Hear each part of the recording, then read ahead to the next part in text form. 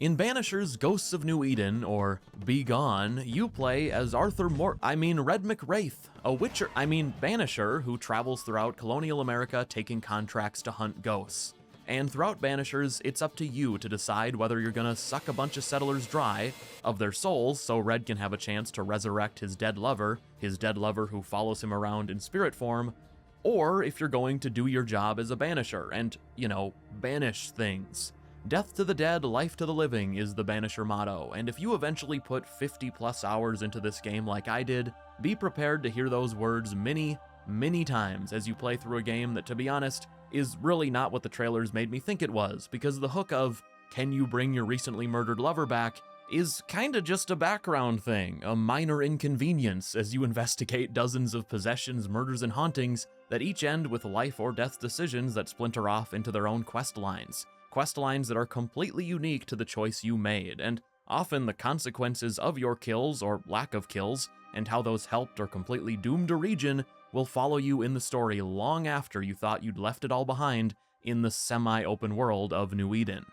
If you're thinking, wow, that sounds amazing, well, I'm only saying all of this so nicely because this video is sponsored by Focus Entertainment, the publisher of Banishers. Their snipers are currently positioned just outside my home, and they said if I don't follow their guidelines that they'll be banishing me. Not to the afterlife, they're just gonna force me to move to Ohio. Poor lad. That's a lie, several lies there actually. I have 0 guidelines for this video, which is a good thing because for one, I wouldn't have agreed otherwise, and two, it's not all sunshine with Banishers. The main reason being, well, parts of the game take place at night. Oh, brother, this guy stinks! And also, it does have some issues, mainly one that I just have to talk about because it's ridiculous, but before I do, what I will say is that Banishers nailed what it needed to, and what I most wanted from it, it delivered. If you love the idea of hunting ghosts in very well-written main and side quests that will get you invested every single time, then you owe it to yourself to try Banishers out. Just, I will say, if you feel like it, heed my incoming warning, because I really think it'll improve the experience for you. It'll help you avoid easily skipped over parts of this game that just do not work unless you're, let's say, a very specific type of person, the kind that enjoys being frustrated.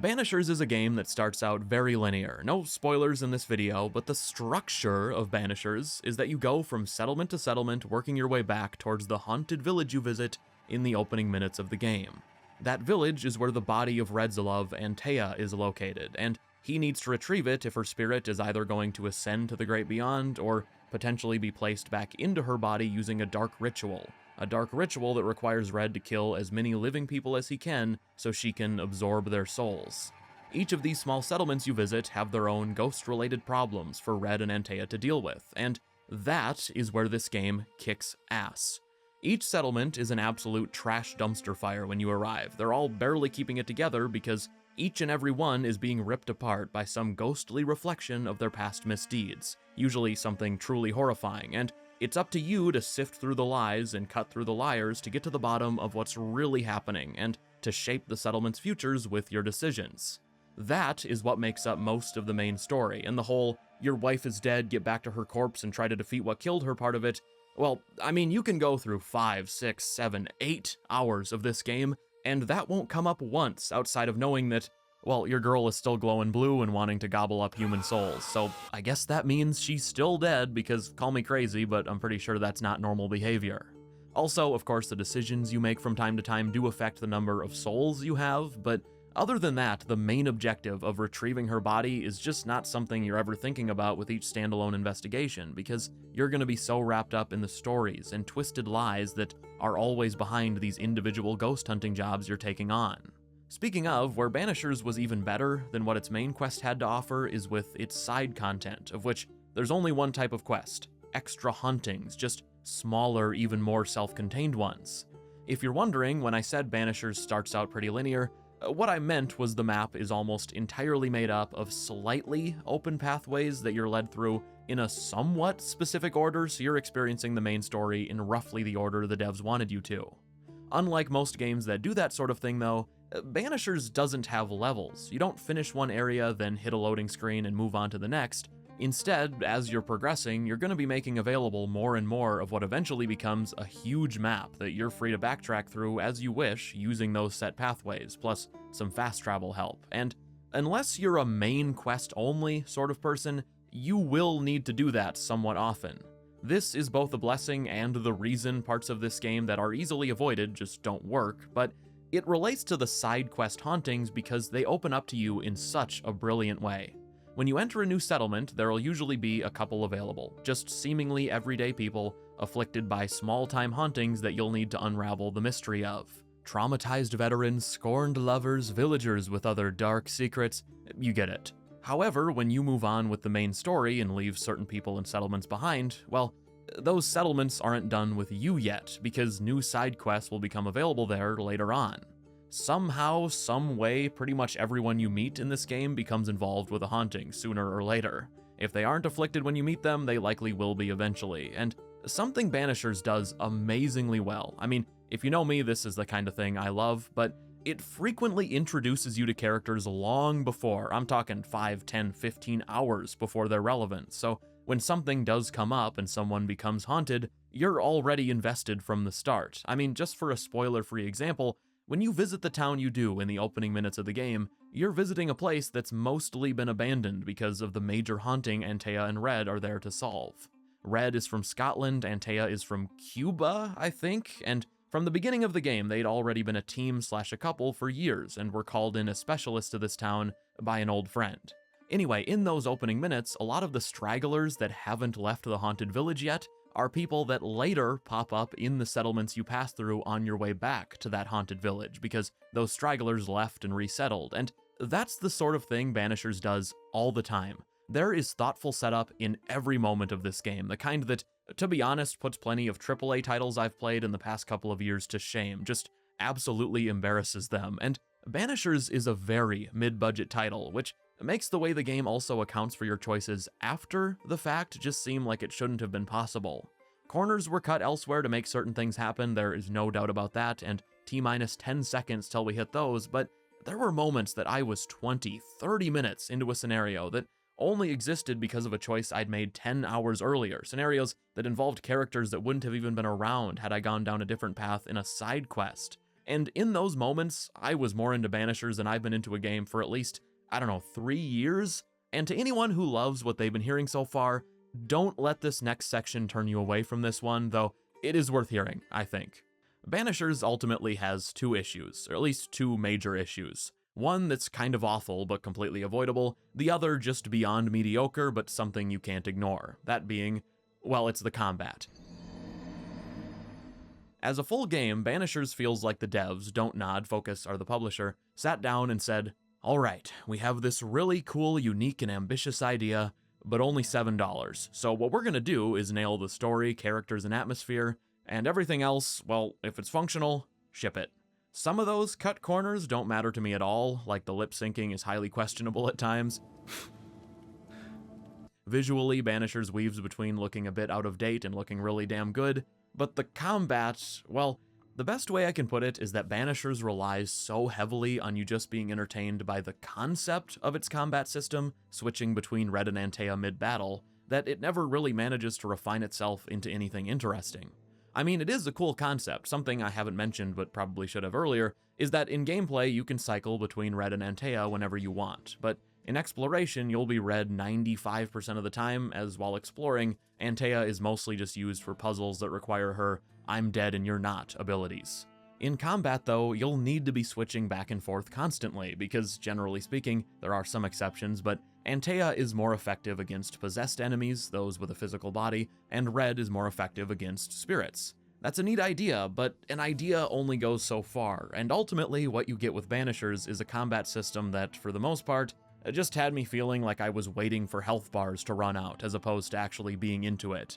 Even on hard difficulty, I tried both hard and normal, Banishers is a really easy game, and for the first 8 to 10 hours or so, I really just unga-bunga'd my way through combat because I had zero reason not to. At the 10-ish hour mark though, I figured a review should probably only be given by someone who wasn't cavemanning their way through every fight, so I learned all the combos, of which there are just 4 or 5, almost all of which have to do with you changing forms at the right time. I also paid attention to enemy weaknesses and everything else you're supposed to be doing, and after all that, well, it changed absolutely nothing. The combat was still fine. It just maybe looked a little more cinematic because of the combos that you can unlock in the little skill tree this game has. As I said, combat is not awful, although I really could have used more than 5 enemy types. It's just easily the weakest part of this game that you can't avoid, and on that note, the actual worst of Banishers is thankfully something that, if you have more willpower than me, you can easily skip entirely if you want to, and that is all of the non-main, non-side quest content, meaning the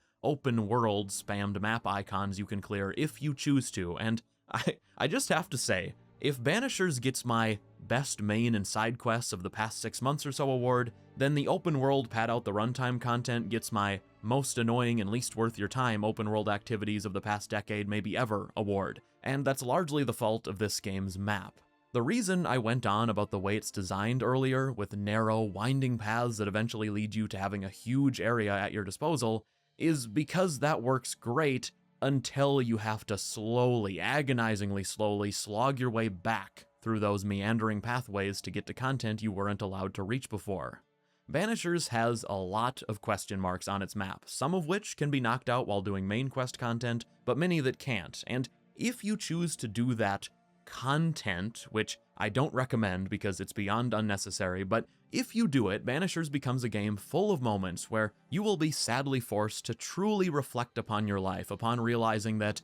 oh, I just wasted 10 straight minutes running, shimmying, and climbing back from the nearest fast travel location to this question mark, and only now that I'm here can I see that this question mark is something I still can't access because I don't know how to open this type of chest, or I can't clear this type of vine to then open a chest, or, well, you get it. And for whatever reason, the decision was made to stack these things too, because there will be times where you reveal a question mark to be, say, a breakable wall that you still can't progress through, and 5, 10, 15 hours later, when you have the right ability and go back again, you'll be horrified to discover that just behind the wall is yet another thing you can't do yet. So get ready to come back a third time so you can pick up loot you definitely don't need. And I can't stress that part enough. This game gives you the best items and more XP and money than you will ever need just doing the quests. And ultimately, while I feel like Don't Nod went above and beyond with the actual story content in this game, the open world extras are phoned in even by the very low expectations I think most of us have for that sort of thing. There are no unique lines, no lore to be found, 0 conversations that trigger while completing any of it, and it all just feels very, very tacked on, and like Don't Nod wanted to up that completionist runtime without actually adding any worthwhile content. And my 50 hours of Banishers was with me abandoning the question marks around the halfway point, so there was at least another 10 to 15 hours of them I could have done. Anyway, if you're about to say, well, you don't have to do any of those question marks, so don't hold them against the game too harshly, I mean, you're right, you don't, and I'm not, because I got about 35 excellent hours out of Banishers, which for me is more than enough, and you know, I'm just now realizing that I probably should have started with the negatives and ended with all my positives, so this part doesn't come off as the ramblings of a mental patient who can't string a thought together, but, well, I don't know what I'm going to title this video exactly, but after spending this past week and a half wrapped up with Banishers and really loving the story and most of the characters, my number one takeaway is that I've just been kind of, maybe mad is too dramatic of a word. I mean, this is YouTube, so probably not, that's mild, but I've definitely been frustrated that Banishers has seemingly flown completely under the radar. Yeah, it's held back a little bit by a AA budget and some avoidable filler, but Banishers has so much of the creativity and heart that so many gamers claim they desperately want, but then, I don't know if I should be saying this in a sponsored review, but then it comes out and it's felt like no one is talking about this game. So, hey, choices, a great story, several endings, an amazing setting. Give this one a shot if it seems like your sort of game, and also, if you click the link in the description for more info on Banishers, that really helps out the channel. That's it for today though, consider leaving a like if you enjoyed this one, and subscribing for more. I'm planning on reviewing Dragon's Dogma 2 next month, really excited for that, and I finally dived into Red Dead Redemption 2, which, I know, but people seem excited for me to tackle that little indie game. Not many people have heard of that one. Anyway, that's all. See ya.